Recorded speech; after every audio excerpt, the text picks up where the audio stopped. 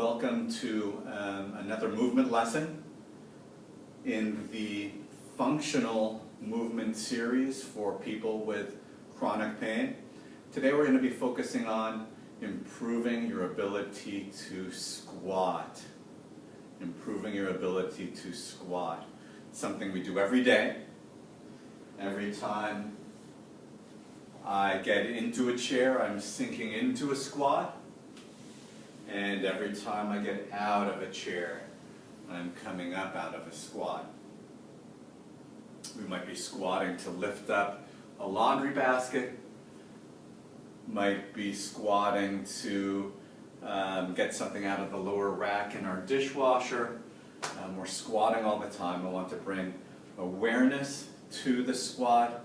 It's actually a complicated whole body movement, so we're going to break it down into its component parts and practice these component parts so that we can put everything back together into what looks like a functional squat with good form and good technique. So let's go ahead and get started. Look in the mirror, and when I sink into this squat, I want you to focus on what's happening in the ankle and in the foot. Let's try that again. So when I sink into my squat, and if you look at my ankle needs to be able to bend.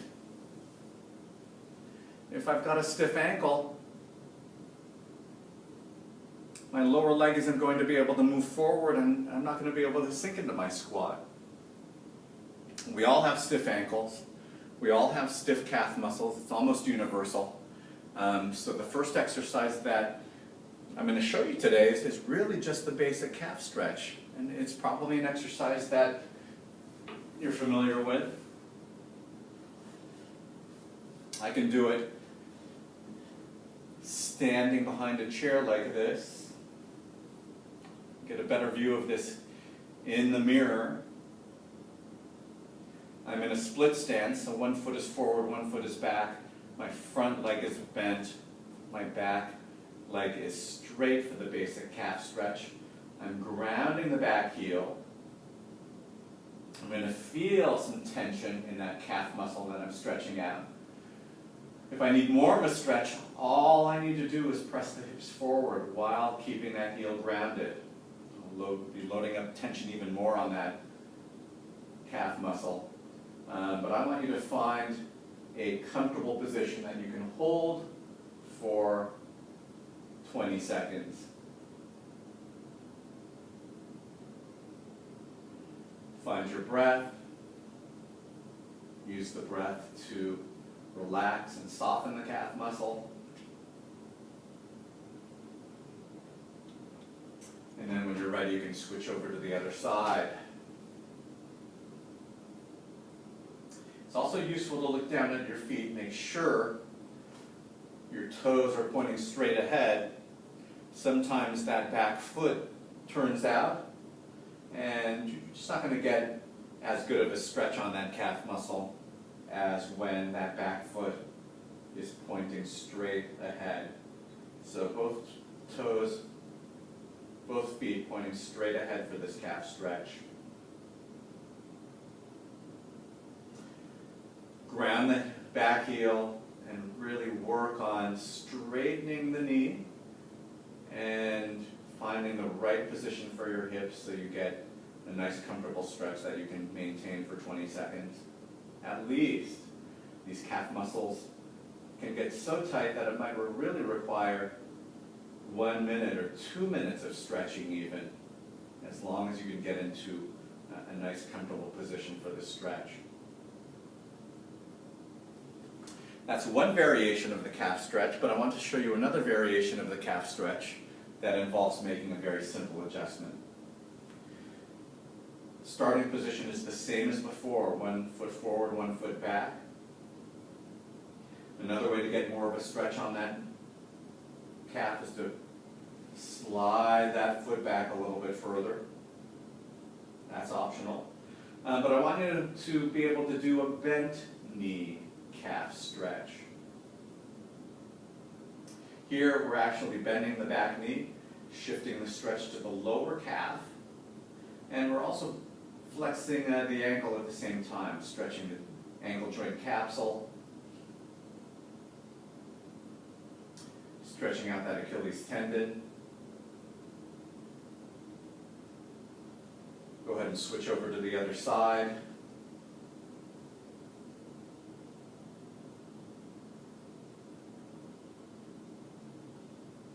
There's our bent knee, calf, and ankle stretch. And I like this one because when we're sinking into a squat, we're also bending the knee at the same time. And if we do our calf stretch with a bent knee, that translates into better mobility with our functional squat.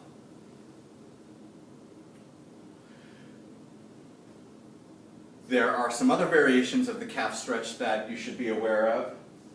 Sometimes your calf stretch can be as simple as putting your toes up on a stair step. Maybe not so much on the wall. You could do this on the wall, but unless you're in bare feet, your wall's going to get dirty when you do this. When I'm pumping gas at Costco, I got a good couple of minutes there while the fuel tank is filling up. I could put my foot up on the curb like this and stretch the calf out while I'm waiting for my gas tank to fill up. And then I switch over to the other side when that gas tank is halfway full. So there's another variation of the calf stretch for you. The ankle actually moves in other directions. It's a pretty complex joint, but in terms of basic mobility for a functional squat, just restoring some of the ability to bend at the ankle, bending it forward is a priority. But that's not the only joint involved in a squat. When I sink into a squat, look at what happens to my hips. I need to be able to bend at the hips.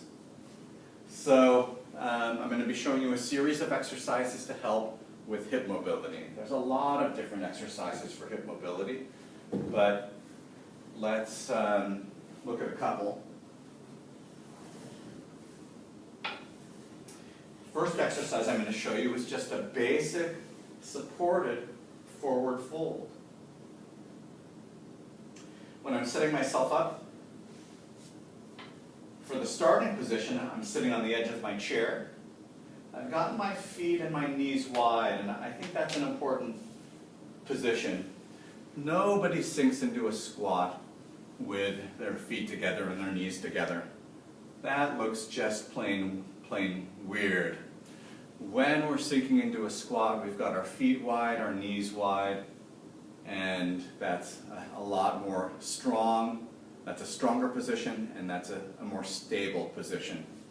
So when I'm working on my forward fold, I think it's good to have your feet, even outside the width of this chair. And if I get this chair into position, I can fold forward into a nice supported forward fold. My back is straight here, bending forward from the hips. And this position is so comfortable that I could probably fall asleep in this position. That's how comfortable it should be. But for your purposes, probably want to relax and stay here for maybe 30 seconds, maybe a full minute. Find your breath and just relax in this position. It doesn't take a lot of effort at all to stay in this supported forward fold position. This is an exercise that we borrow from the restorative yoga people. Restorative yoga is one of the most gentle forms of yoga where your body is well supported in some of these different traditional postures. And while I'm here, I can work on just pressing my knees apart, opening those hips.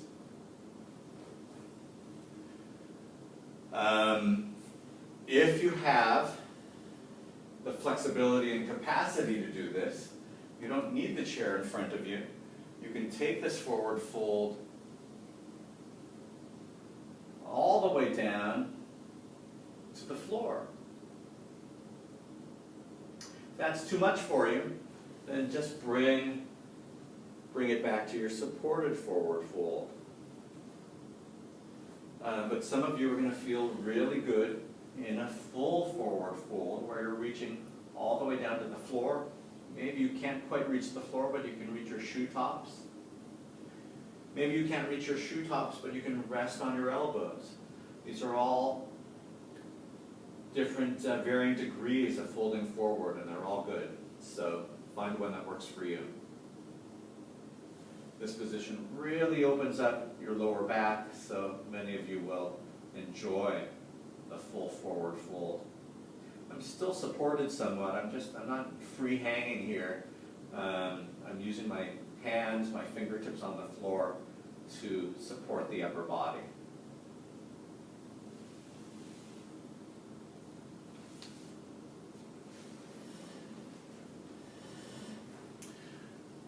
There's even another forward fold where I can sit on the floor, if you can get down to the floor and up again without too much trouble. Let me get the angle right here. So look in the mirror for this one. I'm sitting on the floor Indian style. This is a wonderful hip opening position. And folding forward on the chair this way. And improving my hip mobility with yet another exercise, another supported posture. This is another position where it's so comfortable, I'm so relaxed, probably fall asleep in this position. And yet I'm still getting a nice stretch in my hips.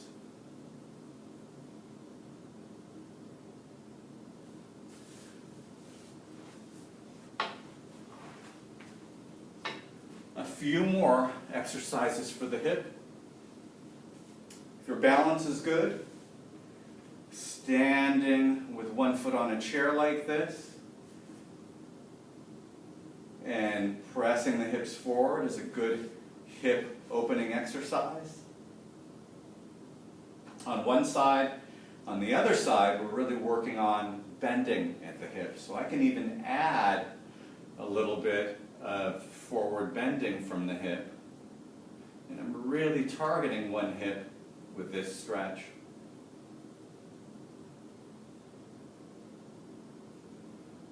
This is almost like a single leg squat, right? Here's my double leg squat. Here is my single leg squat. And that's an exercise, of course, that you probably want to do on both sides.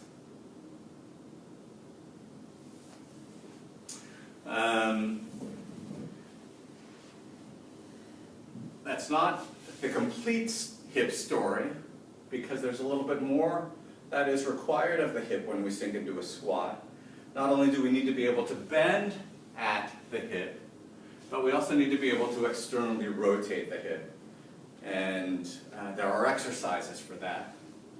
If I'm sitting on the edge of the chair, simply crossing my ankle over the knee places my hip in external rotation. I can stay in this position for 20 seconds, 30 seconds, 45 seconds, and work on external rotation mobility here.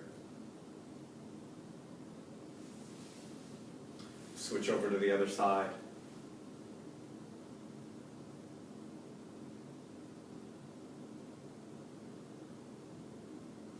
Normal mobility for the hip in this position is having a leg that is nearly, horizontal. So you can see that I have some hip stiffness on both sides. I give myself a letter grade of about an A- for hip mobility. It's pretty good, but I could use some work on this position.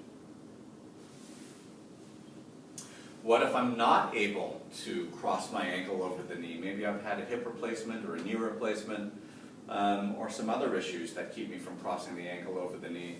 Well, I can simply, I'm going to scoot back a little bit more so you can see this. I can simply cross at the ankle. And if I'm sitting forward in my chair and get my knees open real wide, I can cross at the ankle and work on external rotation in this position.